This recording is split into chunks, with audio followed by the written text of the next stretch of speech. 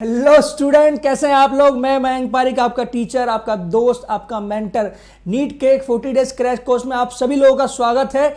और आज हम डिस्कस करने वाले हैं अबाउट एल्केन सब्स्टिट्यूशन रिएक्शन। जैसा कि मैंने आपको कहा था कि हर लेक्चर को आपको अच्छे से देखना है। फ्री रेडिकल सब्स्टिट्यूशन रिएक्शन आज मैं स्टार्ट करने वाला हूं। जिन लोगों ने अभी तक के पुराने लेक्चर नहीं देखे हैं उनको मेरा सजेशन है कि पहले जाके लेक्चर देख लो, ताकि यहां पर आके लिंक कर पाओ। नहीं तो हो सकता है शायद थोड़ी सी दिक्कत हो। ठीक है, अगर आपने ऑलरेडी पहले से पढ़ रखा है और आप रिवीजन के टर्म में देख रहे हैं तो फिर आप कंटिन्यू कर सकते हैं आज के लेक्चर से। जिन लोगों को कोई भी डाउट आता है कमेंट सेक्शन में लिखो। टेलीग्राम चैनल पर आपको हर वीडियो का अपडेट मिल रहा है, तो टेलीग्राम चैनल को जरूर सब्सक्राइब कर लेना, link in the description. Okay, चलिए शुरू करते हैं। देखिए, अभी तक की रिएक्शन की बात चल रही थी तो एडिशन पढ़ा हमने, अब हम पढ़ेंगे सब्स्टिट्यूशन रिएक्शन। अब जो हम पढ़ेंगे वो क्या पढ़ेंगे, सब्स्टिट्यूशन रिएक्शंस क्या होता है। ठीक है, इंपॉर्टेंट चीज क्या है सब्स्टिट्यूशन रिएक्शन के। सबसे पहले कितने टाइप की सब्स्टिट्यूशन रिएक्शंस होती है और क्या होता है सब्स्टिट्यूशन। मतलब होता है सब्स्टिट्यूट करना, मतलब हटा देना। जब एक एटम या ग्रुप ऑफ एटम दूसरे एटम या ग्रुप ऑफ एटम को हटा के उसकी जगह पर आ जाता है, उसको हम बोलते हैं सब्स्टिट्यूट करना। फॉर एग्जांपल, एक छोटी सी रिएक्शन लिखता हूं मैं यहाँ पे, RCl, यहाँ आपने लिखा CH3O-, यहाँ आपने लिखा ईथर। रिएक्शन जनरल रिएक्शन है, इसमें क्या होगा, इस RCl के एंटी बॉन्डिंग में, किसमें, एंटी बॉन्डिंग मॉलिक्यूलर ऑर्बिटल में अटैक किया और Cl को बाहर निकाल दिया, बन गया ROCH3 प्लस Cl-। Cl यहां पर लिविंग ग्रुप की तरह बाहर चला गया, मतलब Cl सब्स्टिट्यूट हुआ है with the help of CH3O- methoxide ion की हेल्प से। तो मिथॉक्साइड ने क्लोराइड को रिप्लेस किया है, सब्स्टिट्यूट कर दिया। इस रिएक्शन को हम कहेंगे सब्स्टिट्यूशन। जब कोई भी एटम या ग्रुप ऑफ एटम किसी दूसरे एटम या ग्रुप ऑफ एटम को रिप्लेस कर देता है, सब्स्टिट्यूट कर देता है, तो रिएक्शन कहलाती है सब्स्टिट्यूशन रिएक्शन, जिसके होते हैं 3 टाइप। देखिए, टाइप्स ऑफ की बात करें तो टाइप्स ऑफ सब्स्टिट्यूशन रिएक्शन में कौन कौन से टाइप आते हैं, इनके बारे में हम डिस्कस करने वाले हैं। देखिए, जनरल रेफरेंस की बात करें तो आपको पहले बता चुका हूं, यहां पर लिखा है, इसको पढ़ भी लीजिए ताकि आपके मन को शांति मिले और आपको समझ में आ जाए कि हाँ सर ने बताया था। Reaction in which one atom और group of substrate is replaced by another atom और group of atoms are called substitution reaction. Simple सी बात है, कोई एटम या ग्रुप ऑफ एटम को जब दूसरा एटम या ग्रुप ऑफ एटम किसी रिएक्शन में रिप्लेस कर देता है, हटा के वहां पे आ जाता है, तो रिएक्शन को कहते हैं सब्स्टिट्यूशन रिएक्शन। समझ में आया? चलिए आगे बढ़ते हैं। ठीक है, टाइप्स की बात करूंगा तो free radical, electrophilic and nucleophilic, 3 तरह के टाइप्स होते हैं, free radical, electrophilic and nucleophilic substitution reaction. अब डिपेंड ये करता है कि आप कैसे आइडेंटिफाई कर सकते हैं कि जिस रिएक्शन से आप डील कर रहे हैं वो रिएक्शन सब्स्टिट्यूशन के कौन से टाइप में आती है। मतलब वो फ्री रेडिकल सब्स्टिट्यूशन है, वो इलेक्ट्रोफिलिक है, या फिर वो न्यूक्लियोफिलिक है। तो सबसे पहले आज जो हम डिस्कस करने वाले हैं वो सब्स्टिट्यूशन का पहला पार्ट है, जो कि आपके 11th NCERT हाइड्रोकार्बन में डिस्कस किया जाता है। इसका मतलब इंपॉर्टेंट भी है क्योंकि नीट में इससे क्वेश्चन आता है, और नीट में क्वेश्चन आता है तो हमको पढ़ना जरूरी है। तो आज हम डिस्कस करेंगे what is free radical substitution. जब दिमाग में घंटी बजती है फ्री रेडिकल सब्स्टिट्यूशन के बारे में तो हमें एक फंक्शनल ग्रुप याद आता है, एल्केन। मतलब एल्केन की रिएक्शन को जब भी हम डिस्कस करते हैं तो मोस्ट ऑफ द टाइम हम बात करते हैं फ्री रेडिकल फॉर्मेशन की। एल्केन की जितनी भी रिएक्शंस हम पढ़ते हैं उनमें से मोस्ट ऑफ द रिएक्शन, आप बोल सकते हैं 100 में से 95% रिएक्शन जब भी आप डिस्कस करेंगे एल्केन की, तो उनका मैकेनिज्म रेडिकल मैकेनिज्म को फॉलो करता है। और रिएक्शन में एक हाइड्रोजन को रिप्लेस करते हो आप किसी दूसरे एटम से, और रिएक्शन को नाम दे देते हो free radical substitution reaction at alkene.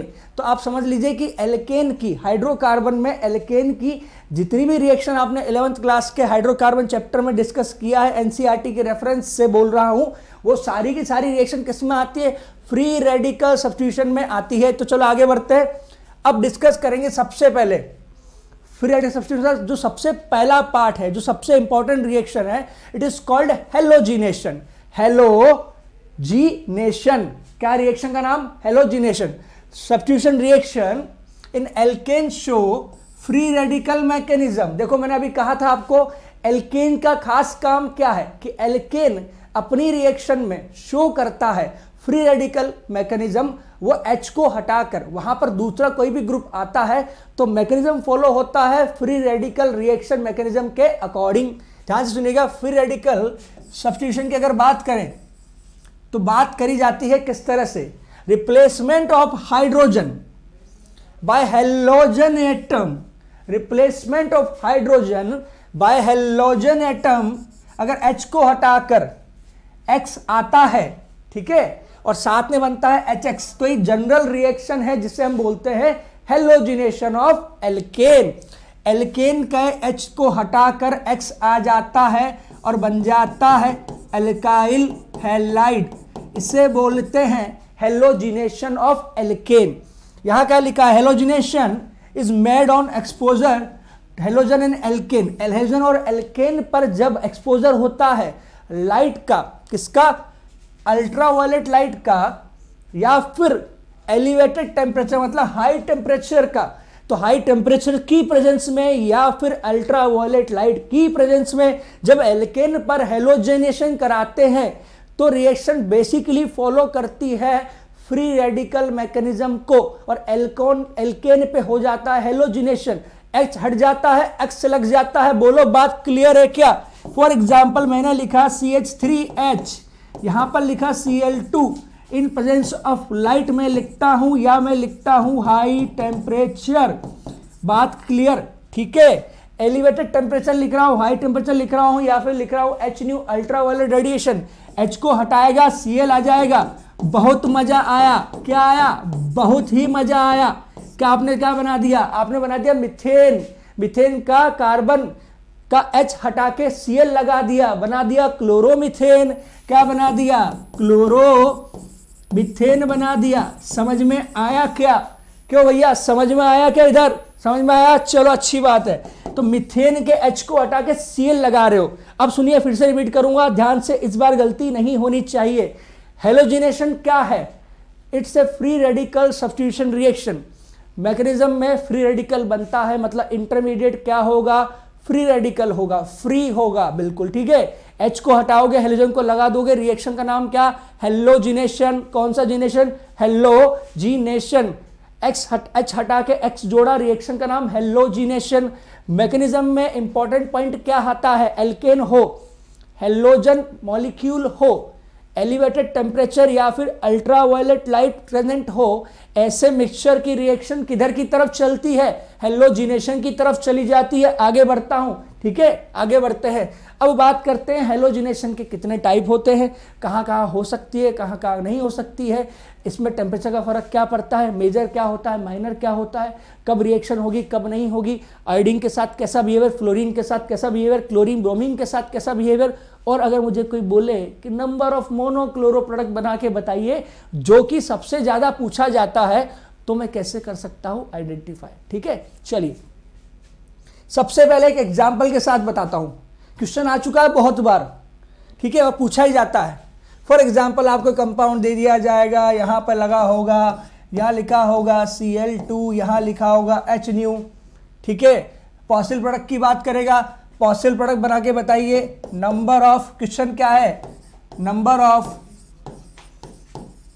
Possible products, कौन से वाले, मोनो क्लोरो प्रोडक्ट्स। अब आपको कराना है क्लोरीनेशन, क्योंकि आपको Cl2H2 दिया गया है। माना हमने मैकेनिज्म नहीं पढ़ा, हमको इतना तो समझ में आ जाता है कि इस कंपाउंड पर अगर एक Cl लगा दिया तो उसे बोलेंगे मोनो हेलोजन, मतलब मोनो मतलब एक। इस कंपाउंड पर एक Cl लगा दिया तो बोलेंगे मोनो हेलोजिनेशन।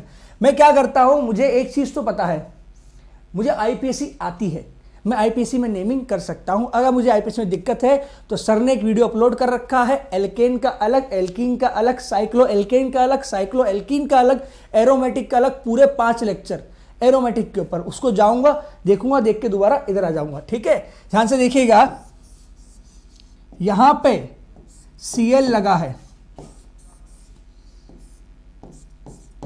यहां पे Cl लगा है,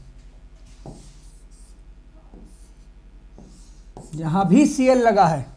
कितने Cl लगे हैं टोटल, 3।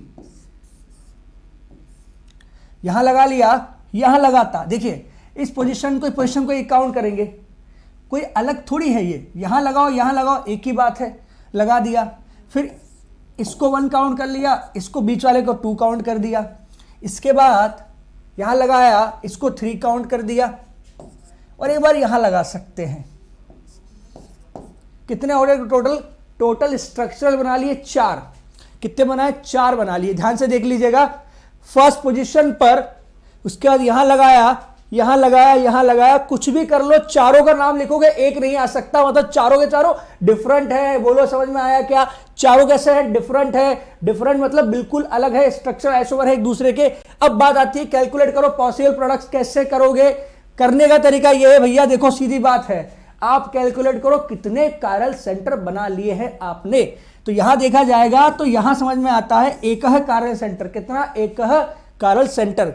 यहां पर कायरल सेंटर नहीं है, यहां पर no chiral centre, chiral centre नहीं है, तो इसको एक ही काउंट करेंगे, एक ही गिनेंगे, एक ही, ठीक है। यहां कायरल सेंटर दिखाई देता है, एक बड़ा ग्रुप ये, एक बड़ा ग्रुप ये। अगर कायरल सेंटर है तो 2 की पावर n से, n का वैल्यू 1, मतलब आंसर आ गया 2। देखो फॉर्मूला क्या होता है, 2 की पावर n फॉर्मूला होता है अनसिमेट्रिकल के लिए, जिससे हमको मिलता है number of stereo isomer. n यहां पर कायरल सेंटर है, कोई ज्योमेट्रिकल तो हो नहीं सकता, एल्केन में कोई GI नहीं होता। यहां बात करते हैं भैया, तो यहां एक ही कायरल सेंटर, 2 की पावर 1 से आंसर आ गया 2। यहां बात किया जाए, कायरल सेंटर नहीं हो सकता। क्यों नहीं हो सकता? दोनों मिथाइल हैं, हटाओ भाई, इसको हटाओ। यहां पर कोई कायरल सेंटर नहीं है, एक काउंट कर लेते हैं, तो 2 यहां, 1 यहां, 2 यहां और 1 यहां, टोटल कितना? 2 और 2 4, और इधर देखा जाए तो टोटल मिला के कितना हो गया? 6 हो गया। तो टोटल हमने 6 बना लिए पॉसिबल, इंक्लूडिंग स्टीरियो।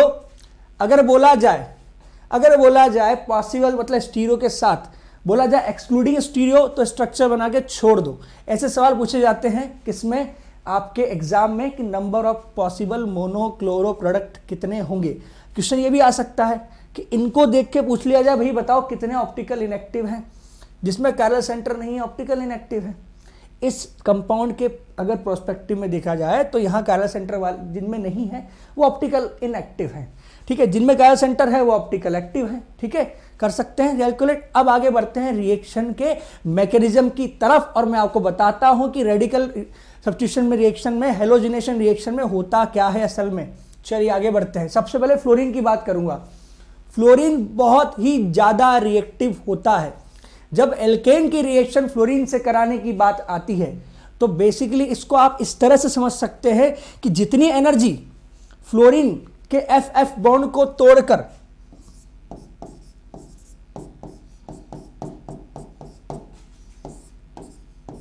लाइट की प्रेजेंस में आप रिलीज करेंगे और फ्लोरीन को जोड़ देंगे किस पर? CH3 के H को हटाकर, मतलब H को आपने यहां से रिप्लेस करा विद F और CH3F बनाया, साथ में HF बना लिया। इस रिएक्शन में जितना एनर्जी आपने फ्लोरीन बॉन्ड को तोड़ने में दिया है उससे कई गुना ज्यादा एनर्जी आपको रिटर्न मिल जाता है और रिएक्शन हो जाती है हाईली एक्सोथर्मिक। भैया ने भी यहां ये मेंशन किया है, देखो, reacts explosively even in dark. कमरे में अगर अंधेरा भी है, लाइट का जरूरत तो यहां पे है ही नहीं, नो नीड ऑफ लाइट। क्या है धमस, लाइट का तो जरूरत ही नहीं है यहां पे, no need of light, light का जरूरत ही नहीं है। अगर कमरे में अंधेरा है फिर भी रिएक्शन होती है, फ्लोरीन इतना रिएक्टिव होता है। समझ में आ रहा है? तो इवन इसकी रिएक्शन होती है एक्सप्लोजिव, और एक्सप्लोजिव रिएक्शन लेबोरेटरी में नहीं कराई जाती, ठीक है। तो ऐसी रिएक्शन से बचा जाता है। इसलिए इस रिएक्शन के जनरल मैकेनिज्म को हम डिस्कस नहीं करते। हम ये बोल सकते हैं कि एल्केन पर जनरली इस मेथड से, किस मेथड से, हेलोजिनेशन मेथड से तो हम फ्लोरिनेशन नहीं कराते। मतलब हम इन जनरल ऐसे खुले हवा में, लाइट की प्रेजेंस में या अंधेरे कमरे में फ्लोरिनेशन कराना प्रेफर नहीं करते, क्योंकि रिएक्शन में प्रोडक्ट नहीं बनेगा, आग लग जाएगी, क्या हो जाएगा, एक्सप्लोजिव नेचर होगा। ये चीज़ आपके एनसीईआरटी में लिखी हुई है, ये एनसीईआरटी के हिसाब से इंपॉर्टेंट है और नीट के हिसाब से इंपॉर्टेंट है कि alkane is treated with F2 and diluted with a inert gas like N2। Diluted medium में रिएक्शन कराओगे तो पॉसिबिलिटी है, अदरवाइज खुलेआम अगर आप रिएक्शन कराने जाओगे तो वहां विस्फोट हो जाएगा, ठीक है, चेहरा हो जाएगा काला एकदम, बिल्कुल कैसा, कोयले जैसा, ठीक है, और आपको पता लग जाएगा कि F2 का नेचर कितना एक्सप्लोजिव है। तो आप ये समझ में आ गया कि F2 की रिएक्शन तो सबसे ज़्यादा फास्ट है, देख के नहीं लगता लेकिन होती है। क्यों? क्योंकि जितना F2 के बॉन्ड को तोड़ने में आपको एनर्जी देना पड़ता है उससे कई गुना ज़्यादा एनर्जी आपको रिटर्न में मिलता है। इसलिए रिएक्शन को हम क्या बोलते हैं, हाईली एक्सोथर्मिक। F2 का फ्लोरिनेशन एल्केन पर इन जनरल नहीं कराया जाता खुले में, N2 इनर्ट की प्रेजेंस में F2 का एल्केन पर फ्लोरिनेशन इन जनरल नहीं कराया जाता जब तक कि N2 प्रेजेंट ना हो, मतलब इनर्ट मीडियम प्रेजेंट ना हो। समझ में आ रहा है? चलिए आगे बात करते हैं। फिर आता है क्लोरीनेशन। सबसे ज़्यादा क्वेश्चन आपको क्लोरीनेशन से ही मिलेंगे क्योंकि क्लोरीन का नेचर है, ये रिएक्टिव भी है और साथ ही साथ इसका नेचर थोड़ा सा सप्रेस्ड हो जाता है, मतलब ये अंधेरे कमरे में रिएक्शन नहीं करता। It is not explosive in nature, ये रिएक्शन करेगा लेकिन एक्सप्लोजिव नेचर नहीं, रिएक्शन नहीं करता, ये आराम से रिएक्शन करता है एकदम शांतिपूर्ण तरीके से। बोला आ जाओ, देखा जाएगा जो भी होगा। थोड़ा सा इसका नेचर, इसका फाइनल अगर बात करें तो हीट चेंज ओवरऑल रिएक्शन में डेल्टा H मतलब एंथैल्पी चेंज, मतलब कि स्टार्टिंग से लेके एंड तक जितनी स्टेप्स होती है जिनको हमने 3 पार्ट में डिवाइड किया है। पहली स्टेप होती है चेन इनिशिएशन, फिर आती है चेन प्रोपेगेशन और लास्ट में आता है चेन टर्मिनेशन। तो तीनों स्टेप का ओवरऑल डेल्टा चेंज देखा जाए तो क्लोरीन के केस में वो निगेटिव होता है, लेकिन वो इतना निगेटिव नहीं होता कि एक्सप्लोजन की तरफ चला जाए। तो ध्यान सुनो, ऊपर एक रिएक्शन लिखी है मैंने, ये रिएक्शन ऐसा है कि अगर आपने 1 मोल लिया होता तो Cl लग जाता, 1 मोल और लिया होता 2 Cl लग जाते, एक और लिया होता 3 Cl, एक्सेस में लिया होता CCl4 बन जाता। तो बेसिकली हो क्या रहा है कि मीथेन का क्लोरीनेशन करा रहे हो, कराते जा रहे हो और क्या बन गया, ये CCl4 तक चला गया, कार्बन टेट्रा क्लोराइड। अब बात आती है कि अगर सिंपल रिएक्शन को कंसीडर किया जाए कि अगर आपको CH4 पर Cl2 की प्रेजेंस में लाइट वाइट लगाने के बाद, रोशनी करने के बाद आपको ये कंपाउंड चाहिए, मोनोक्लोरो प्रोडक्ट चाहिए, तो ये कैसे कैसे प्रोसीड होता है और ये क्या मैकेनिज्म है जिसको हम चेन इनिशिएशन, टर्मिनेशन और प्रोपगेशन और टर्मिनेशन में डिवाइड कर रखा है स्टेप 1, 2 और 3 में। सबसे पहले तो क्या होता है कि आपका जो क्लोरीन मॉलिक्यूल होता है वो लाइट की प्रेजेंस में या फिर हाई टेम्परेचर की प्रेजेंस में टूट जाता है। क्लोरीन हो या दिल हो, आखिर टूट जाता है। समझ में आ रहा है? लाइट की प्रेजेंस में टूट ही जाता है। Cl डॉट बन गया, क्या बन गया, रेडिकल। क्या बन गया भैया, रेडिकल बन चुका है। अब ये जो छोटा सा इग्निशन आपने दिया है लाइट का और बनाया है Cl डॉट, ये आग लगा देता है आगे जाके। क्या लगा देता है, आग लगा देता है। कैसे लगा देता है, देखिए आपने मीथेन लिया, मीथेन की रिएक्शन Cl डॉट के साथ, पहला स्टेप, प्रोपेगेशन में 2 स्टेप्स होते हैं। ClH निकाल लेगा, CH3 डॉट बना लेता है और खुद बन जाता है HCl। कैसे, एक इलेक्ट्रॉन इसका, एक इलेक्ट्रॉन CH4 के H बॉन्ड को अगर बात की जाए, CH3 डॉट बन चुका है रेडिकल फॉर्म में और HCl बन चुका है। अब अगले स्टेप में यही CH3 डॉट, क्योंकि अब ऐसा तो नहीं है कि Cl2 सिर्फ एक लेके चले थे, 1 मोल लिया था। इनिशियली थोड़ा सा Cl2 इनिशिएट करने के काम आता है, बाकी सारा बचा हुआ सेकेंड स्टेप में यूज होता है। बॉन्ड फिर से टूटता है और CH3 Cl बन जाता है और साथ में Cl डॉट। अब देखिए, आप ध्यान से देखेंगे तो समझ में आएगा, फिर से ये Cl डॉट यहां पहुंच गया, फिर वहां रिएक्शन करके फिर से Cl डॉट बना, फिर ये पहुंच गया। तो ये प्रोपोगेट हो रही है, रिएक्शन चलती जा रही है, चलती का नाम रिएक्शन, चलती का नाम रिएक्शन। कब तक चलेगी, जब तक सब कुछ खा पी के खत्म नहीं हो जाता। मतलब कि टर्मिनेशन आने का मतलब है अब रिएक्शन के जितने भी रिएजेंट्स हम यूज कर रहे थे, सबस्ट्रेट यूज कर रहे थे, वो सब मिक्स होके खत्म हो चुके हैं, कुछ बचा नहीं उसके अंदर। इसका मतलब चेन टर्मिनेशन का मतलब क्या है, आपके पास जितने भी रेडिकल बने हैं, वो अपने अपने स्टाइल में अपने अपने तरीके से रिएक्शन करके ख़त्म होंगे। देखो हमने रेडिकल में CH3 डॉट बनाया है और हमने रेडिकल में बनाया है Cl डॉट। अब CH3 के साथ मिल सकता है तो बना देगा CH3, ये तो हो गया डाइमराइजेशन। क्या बन गया? डाइमराइजेशन होगा। एक पॉसिबिलिटी ये भी है, बिल्कुल है, आपस में दोनों मिल जाए CH3 और Cl डॉट तो CH3Cl बनता है जो डिजायर्ड प्रोडक्ट है, डिजायर्ड प्रोडक्ट है और ये मेजर भी रहता है। क्या रहता है? ये मेजर भी रहता है।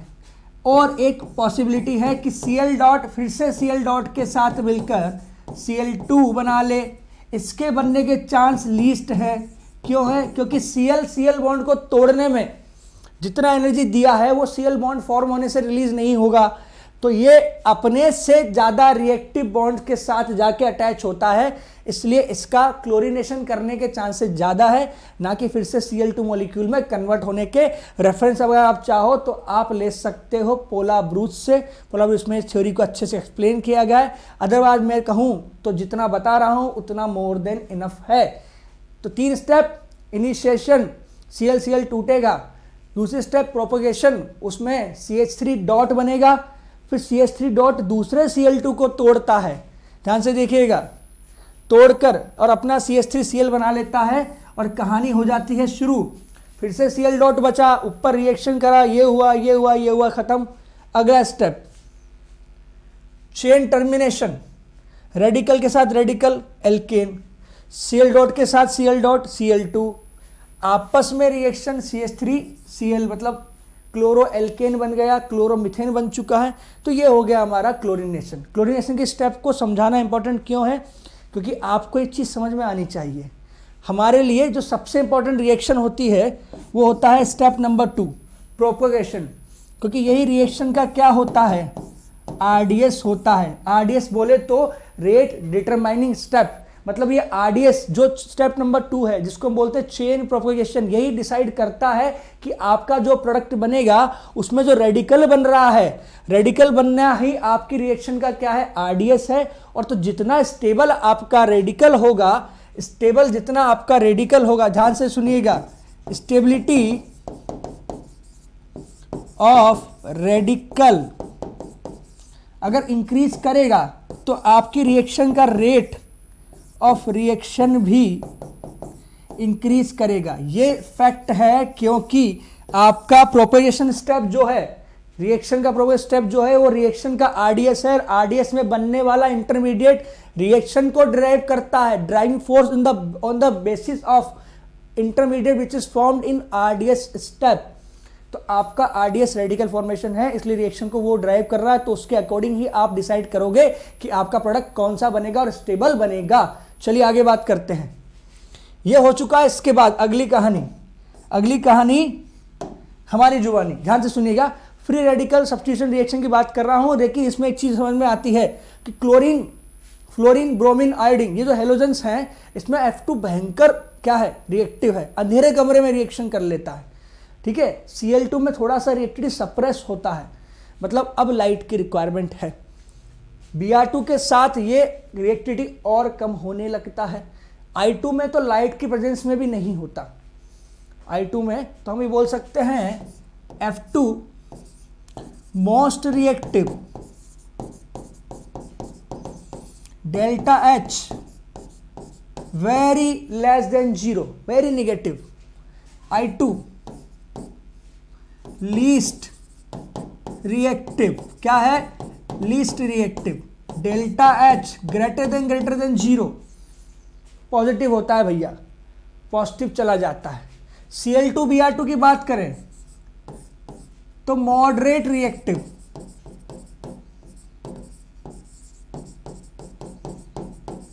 और Cl2 Br2 के लिए एक खास बात की जाती है कि Cl2 होता है रिएक्टिव, हाईली रिएक्टिव नहीं होता, रिएक्टिव होता है, और Br2 होता है सेलेक्टिव। Br2 सेलेक्टिव होता है, मतलब ऐसे समझ लो ये एक आदमी बहुत चूजी है, उसने जो सोच लिया वही काम करना है, अगर वो काम जब तक नहीं हो रहा वो काम करना ही नहीं है। लेकिन Cl2 को जो मौका मिलता है वहाँ पे रिएक्शन करता है, मतलब कि Cl2 में 1 डिग्री 2 डिग्री 3 डिग्री कुछ भी मेजर बन सकता है। Cl2 में 1 डिग्री 2 डिग्री 3 डिग्री कुछ भी मेजर बन सकता है। लेकिन Br2 की बात करें तो Br2 हमेशा 3 डिग्री को ही मेजर बनाता है। इसका रीज़न क्या है? क्योंकि इसका 3 डिग्री बनाने का जो रेशो है वो इतना ज़्यादा है कि बाकी 1 डिग्री 2 डिग्री इसको बीट नहीं कर पाते। ठीक है, तो Br2 के केस में आप आंख बंद करके ट्रिक बता रहा हूं जो लॉजिकल है, बिना सोचे समझे Br2 में 3 डिग्री बना देना, मेजर आंसर सही हो जाएगा। लेकिन अगर Cl2 की बात करें तो Cl2 के केस में आपको जब भी मेजर बनाना है तो आपको चेक करके देखना पड़ेगा। कैसे चेक करोगे? जिसके पास ज़्यादा साइड्स होगी, चाहे वो 1 डिग्री हो, चाहे वो 2 डिग्री हो या 3 डिग्री हो। थोड़ा सा डेप्थ में चला गया हूँ कोई बात नहीं, फिर भी लेकिन इंपॉर्टेंट पॉइंट है, जिसके पास ज़्यादा साइड होगी, मतलब 1 डिग्री की साइड ज़्यादा है तो 1 डिग्री मेजर, 2 डिग्री की ज़्यादा है तो 2 डिग्री मेजर, 3 डिग्री की ज़्यादा है तो 3 डिग्री मेजर। कुछ लोग बोल सकते हैं कि सर ये रेशो पर डिपेंड करता है, बिल्कुल एक रेशो आता है 5 3.8:1, लेकिन इतना नहीं जाएगा नीट। हमको इतना याद रखना है Br2 में 3 डिग्री बनाना है और Cl2 में 1 डिग्री 2 डिग्री और 3 डिग्री कुछ भी पॉसिबल है, डिपेंड करता है नंबर ऑफ साइड्स किसकी ज़्यादा है। लेकिन Br2 में तो आंख बंद करके आप चाहे तो बना दें 3 डिग्री, आंसर गलत नहीं होगा, सर की गारंटी है। चलो अगली बात, reactivity order of hydrogen atom in the alkene. जैसा कि मैंने आपको बताया था रेडिकल फॉर्मेशन इज RDS। क्या? Radical formation is rate determining step, RDS।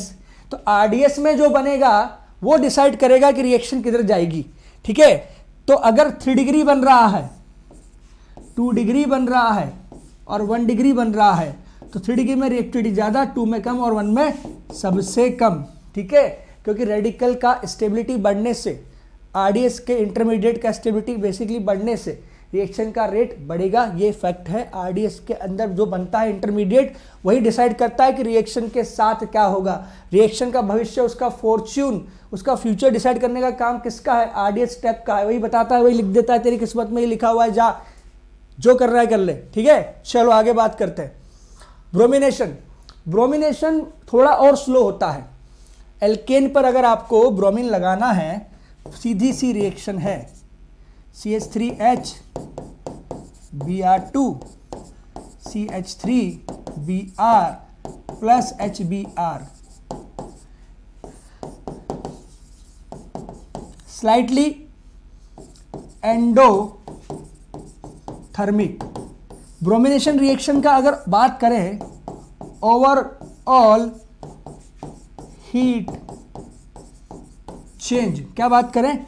अगर बात करें ओवरऑल हीट चेंज तो ब्रोमिनेशन का हीट चेंज क्या है? स्लाइटली एंडोथर्मिक होता है, थोड़ा सा एंडोथर्मिक होता है, बिल्कुल एक्सोथर्मिक तो नहीं होता, स्लाइटली होता है। ब्रोमिनेशन हो जाता है लेकिन रिएक्शन स्लो होती है और बहुत कम रिएक्शन होती है, मतलब बहुत लेस रिएक्टिव कहते हैं इसको। ठीक है, तो Br2 reacts with alkane in similar manner but very less vigorously.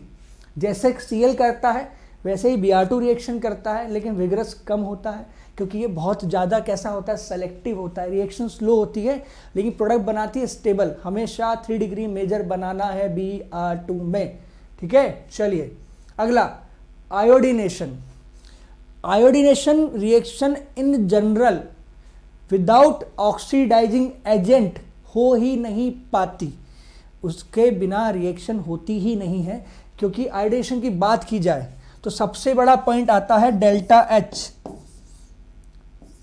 Overall की बात की जाए तो वो ग्रेटर देन 0 है। मतलब आयोडीनेशन अगर करा रहे हो तो जितना एनर्जी आपने दिया उतना आपको मिलेगा नहीं, और ओवरऑल एंथैल्पी चेंज अगर निगेटिव रहेगा तो रिएक्शन को आगे ले जाना बड़ा मुश्किल है। किसमें? रेडिकल सब्स्टिट्यूशन रिएक्शन में, जैसा कि यहाँ पर हो रहा है। तो डेल्टा H कैसा है? ओवरऑल डेल्टा H ओवरऑल बात किया जाए तो ग्रेटर देन 0 है, ये समस्या है। आयोडीन रिएक्ट करता है एल्केन के साथ रिवर्सिवली। रिवर्सल क्यों बोला गया? देखो, CH4 के साथ I2 जोड़ोगे, CH3I बन जाएगा IHI, ये होता है अनस्टेबल। HI फिर से टूट जाता है, क्या करता है, फिर से टूट जाता है और टूट के रिएक्शन को बैकवर्ड लाता है। कहाँ लाता है, बैकवर्ड डायरेक्शन में लाता है। और बैकवर्ड लाने के बाद I2 फिर से बन जाता है। I2 का एंट्रोपी बहुत ज़्यादा है, इसलिए रिएक्शन को फेवर करता है। इस रिएक्शन का डेल्टा S ग्रेटर देन 0 है बैकवर्ड डायरेक्शन में, पीछे की तरफ बैकवर्ड डायरेक्शन में डेल्टा S ग्रेटर देन 0 है। ये खास बात जो है रिएक्शन को बैकवर्ड लेके जाती है। हमें HI को क्या खत्म करना है, कैसे करेंगे, HI जो है इसको ऑक्सीडाइज कर दो।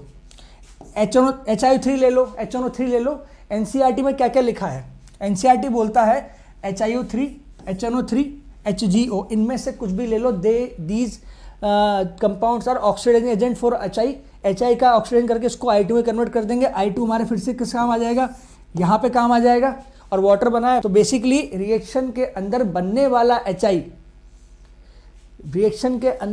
वाला HI जो है वो रिएक्शन में अगर हम उसको कंज्यूम कर लें तो रिएक्शन कहाँ चली जाएगी, फॉरवर्ड डायरेक्शन में। क्योंकि ली चैथम प्रिंसिपल क्या बोलता है कि जिस डायरेक्शन में आपको रिएक्शन को लेके जाना है वहाँ से प्रोडक्ट या रिएक्टेंट निकालना शुरू कर दो, अपने आप उसकी सप्लाई बढ़ जाएगी। हम HI को यहाँ से क्या करते हैं, कंज्यूम कर रहे हैं, तो रिएक्शन फॉरवर्ड डायरेक्शन में जाएगी। और मुझे याद आया, ना रहेगा बांस ना बजेगी बांसुरी। समझ में आ गया, ठीक है। इधर देखिए, मिथेन के साथ I डॉट लिया है, क्या लिया है, मिथेन के साथ I डॉट लिया है, CH4 I डॉट। इन्होंने ये बोला है कि भाई अगर कोई बोले सर I डॉट की रिएक्शन करा, भाई देखो कैसे कराओगे, आपने करवाया, आयोडीन जोड़ दिया, HI बना लिया, CH3 डॉट। HI फिर से टूटेगा, टूट के I डॉट फिर से मिल जाएगी, रिएक्शन फिर बैकवर्ड चली जाएगी वापस से। तो अल्टीमेटली रिएक्शन में जब तक आप HI को ऑक्सीडाइज नहीं करोगे, HI टूट के फिर से पीछे चला जाएगा, I2 दोबारा बनेगी, रिएक्शन हो जाएगी खराब नहीं होने देना चाहते हो तो यूज ऑक्सीडाइजिंग एजेंट। वो क्या करेंगे, वो करेंगे ऑक्सीडेशन। उससे फायदा क्या है, उससे आपका HI कन्वर्ट हो जाएगा I2 में, और I2 वो चीज़ है जो आपने यूज़ किया है। आप खुद चाहते हो कि I2 बने, लेकिन इस तरह नहीं बने कि रिएक्शन बैकवर्ड चली जाए। नेक्स्ट स्टेप में ऑक्सीडेशन के थ्रू बन रहा है, वो I2 फिर से हमारे काम भी आ रहा है। तो बेसिकली बिना ऑक्सीडाइजिंग एजेंट के आप आयोडीनेशन नहीं कर सकते। इस तरह से सिंपल एल्केन पर आयोडीनेशन करने के लिए आपको you have to use oxidising agent according to NCERT, HIO3, HNO3, और यूज कर सकते HGO। इनका काम होता है ऑक्सीडेशन करने का। बोलो समझ में आ गया, आगे बढ़ते हैं, ठीक है। फिर बात आती है कुछ सिंपल से एग्जांपल्स की। अभी तो हमने क्या सीखा, एक क्वेश्चन मैं आपको सॉल्व करा देता हूँ मेजर और माइनर पे, ठीक है। देखिए फॉर एग्जांपल मैंने आपको कंपाउंड दिया Br2Cl2, मेजर और माइनर पूछा गया है। अब एक ही साइट है, चाहे वहाँ Br लगे या चाहे वहाँ Cl लगे, दोनों के दोनों क्या होंगे, मेजर होंगे। लेकिन अगर मैं चूज कर लेता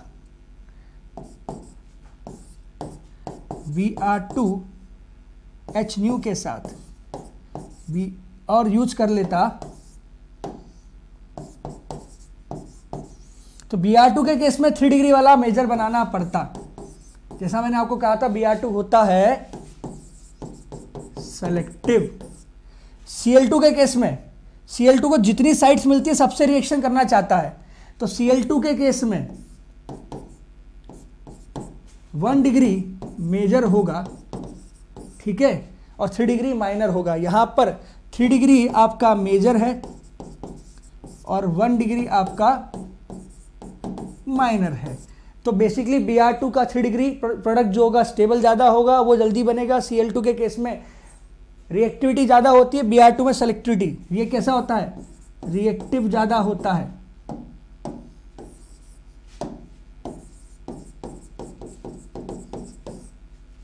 ओके, चलिए आगे बात करते हैं। अब आता है फ्री रेडिकल सब्स्टिट्यूशन रिएक्शन के अंदर नेक्स्ट रिएक्शन जिसको बोला गया है नाइट्रेशन। नाइट्रेशन भी कुछ मिलता जुलता है, इसमें भी इनिशिएशन होगा। सबसे पहले कैसे, OHNO2 टूटता है लाइट की प्रेजेंस में, लाइट की प्रेजेंस में तोड़ेंगे, और या फिर हाई टेम्परेचर मेंशन है। तो पहला स्टेप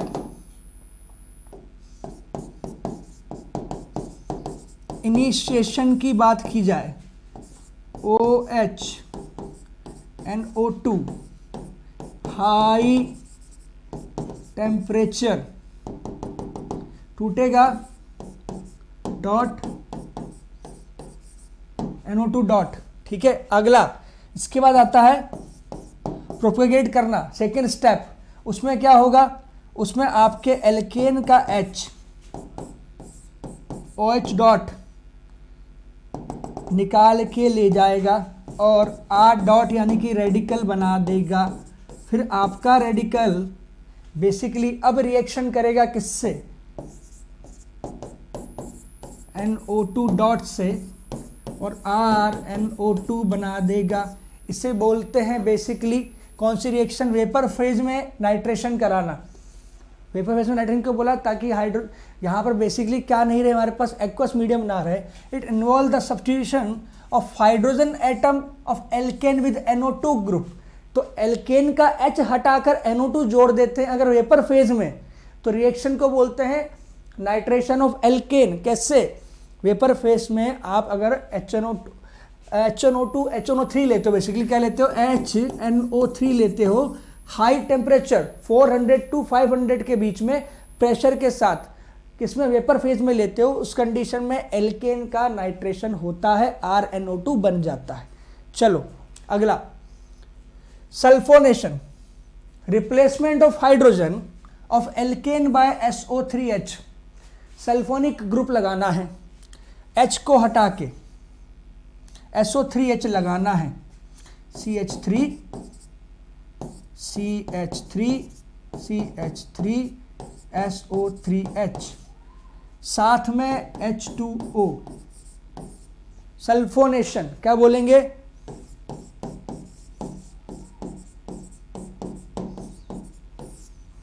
कैसे होता है, वही स्टेप नंबर 1, इनिशिएशन, इनिशिएट करना।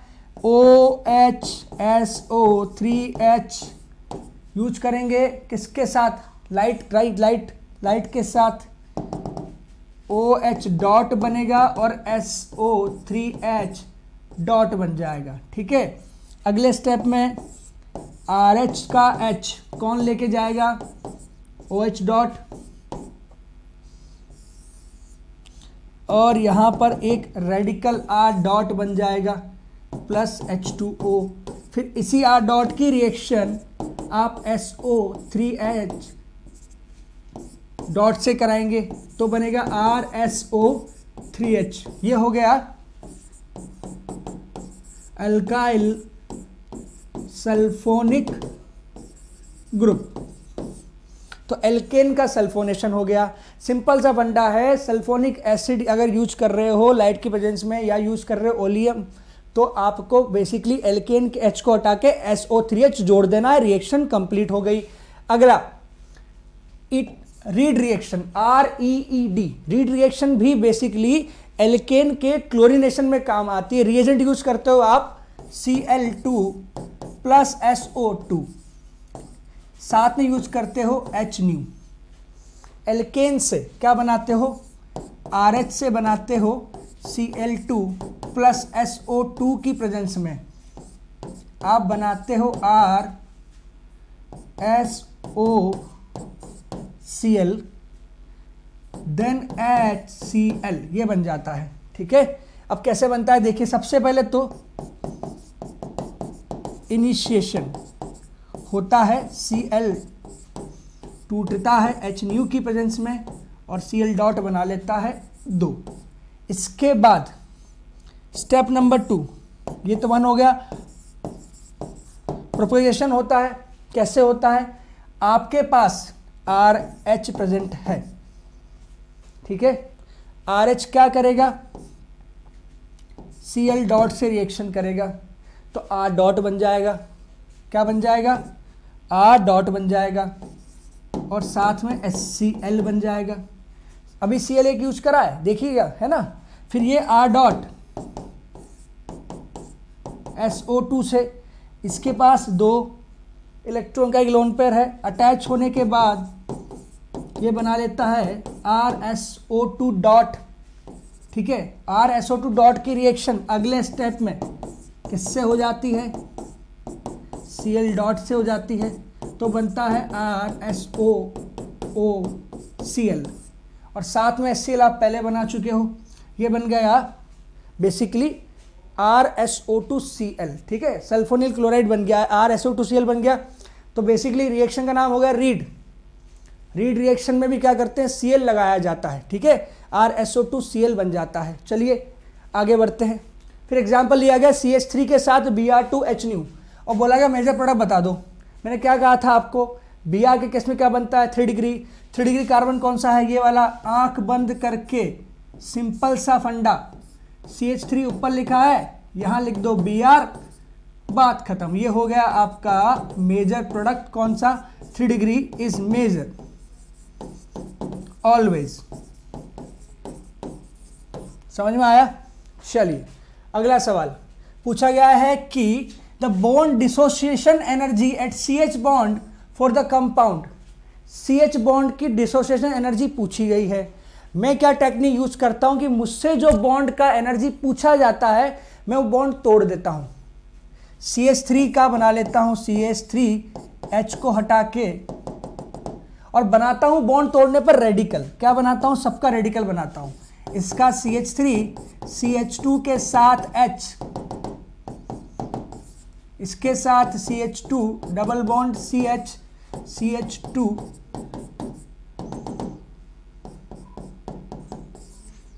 ठीक है। अगला C6H5,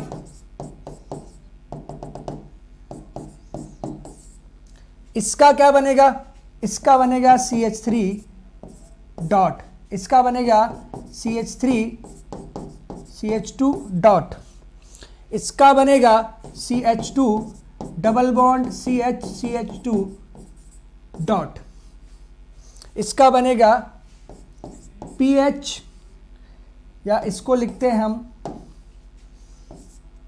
C6H5 डॉट, ठीक है। तो अब ध्यान से देखा जाए तो सबके डॉट बना लिए गए हैं, और इसको मैं हटा देता हूं ताकि थोड़ा सा क्लैरिटी रहे बोर्ड पर। इसका बन गया CH3 डॉट, इसका बन गया CH3 CH2 डॉट, इसका बन गया CH2 double bond CH CH2 dot, इसका बन गया C6H5 dot. First, second, third, fourth, ठीक है। अब आपको बताना है कि 1 2 3 4 में बॉन्ड डिसोसिएशन एनर्जी किसकी ज्यादा है। आसान तरीका है, हमेशा बॉन्ड एनर्जी जब पूछा जाए तो बॉन्ड तोड़ के बना लो, रेडिकल पहला स्टेप। फिर आप ये चेक करो कि सबसे स्टेबल रेडिकल कौन है, तो ऑर्डर ऑफ स्टेबिलिटी, ये टेक्निक हमेशा काम करती है, ठीक है। ये ट्रिक समझ लो, जो लॉजिकल है लगेगी ही लगेगी, ठीक है। तो अब देखिए यहां तो हो रहा है रेजोनेंस, ये आ गया sp2 के ऊपर, यहां पर है 3 अल्फा हाइड्रोजन, यहां हो रहा है हाइपर, यहां हो रहा है कुछ नहीं, रेजोनेंस वाला सबसे स्टेबल। फिर हाइपर कॉन्जुगेशन, स्टेबिलिटी ऑर्डर निकाल रहे रेडिकल का, sp2 पे बना हुआ है, अनस्टेबल है, फर्स्ट देन फोर्थ। अब स्टेबिलिटी का उल्टा order, order of bond energy, कैसे, fourth, first, second and third. समझ में आ गया भाई। जो बॉन्ड जितना आसानी से टूट गया, इसका मतलब वो बॉन्ड वीक था, और वो टूटेगा जिसके पीछे रह जाने वाली स्पीशीज स्टेबल होती है। फॉर एग्जाम्पल यहां से अलाइलिक रेडिकल बनाया है आपने, क्या बनाया है, अलाइलिक रेडिकल, और अलाइलिक रेडिकल होने के कारण ये स्टेबल था, तो ये बॉन्ड वीकेस्ट है।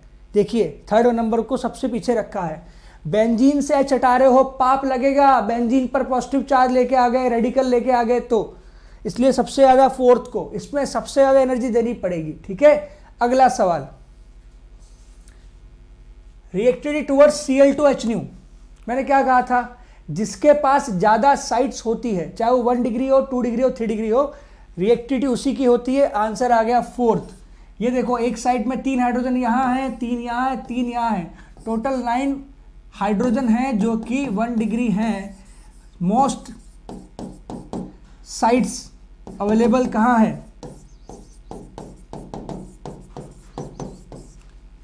फोर्थ वाले में प्रेजेंट है। बस यही आपका तरीका है। सेकंड वाले, थर्ड में देखिए आप तो यहाँ पे 6 है, फर्स्ट में यहाँ पर 3 और 3 6 है, फर्स्ट में फोर्थ में आपके पास टोटल 9H है 1 डिग्री, तो मतलब Cl 9 बार रिएक्शन कर सकता है, कोलिजन कर सकता है, इसलिए सबसे ज्यादा रिएक्टिव टुवर्ड Cl2 क्या होगा। Br2 का एग्जांपल ले लिया, Cl2 एग्जांपल लिया, ध्यान रखिएगा Cl2 मतलब मोस्ट साइट्स अवेलेबल, Br2 मतलब 3 डिग्री अवेलेबिलिटी के ऊपर आंसर आता है। चलिए आगे बात करते हैं। Which of following are free radical reactions, तो अब इसमें हमने एडिशन को भी इंक्लूड किया है। देखिए HBr के साथ पेरोक्साइड लेते हो तो रिएक्शन फ्री रेडिकल होती है, बिल्कुल होती है। HCl के साथ पेरोक्साइड लेते हो फ्री रेडिकल नहीं हो पाती। मैंने आपको बताया था HCl के साथ आयनिक रिएक्शन होता है, H+Cl- ही बनता है।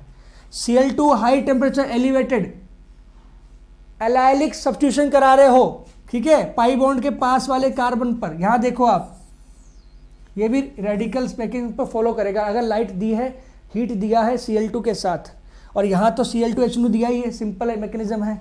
तो basically A, C and D follow radical and B follow ionic mechanism, ठीक है। तो ये था हेलोजन का रिएक्शन का आज का पूरा चैप्टर, जिसमें मैंने आपको बता दिया मैकेनिज्म, कब करना है कब नहीं करना है, F2 में क्या होता है, A2 में पूरा लेक्चर डिस्कस किया है। अब आपको सवाल सॉल्व करने का पूरा मौका मिलेगा। हम क्विज भी डिस्कस करेंगे। क्विज के लिए मैं आपको बोल चुका हूं भाई, जो लोग क्विज डिस्कस नहीं करते लाइव आकर उनको आना चाहिए, क्योंकि लाइव आने में ज़्यादा मजा है। लाइव इज मोर इंटरेस्टिंग, ठीक है। लाइव में ज़्यादा इंटरेक्शन होता है, मज़ा भी आता है शानदार तरीके से। अगर आपको डाउट आ रहा है तो नीचे लिखो डिस्क्रिप्शन में जाके, सर डाउट है बताओ वो क्या होता है, सर तुरंत रिप्लाई कर देंगे। अगर आपको लगता है कि सर मुझे टेस्ट सीरीज ज्वाइन करना है तो भैया देखो जल्दी से जल्दी कर लो।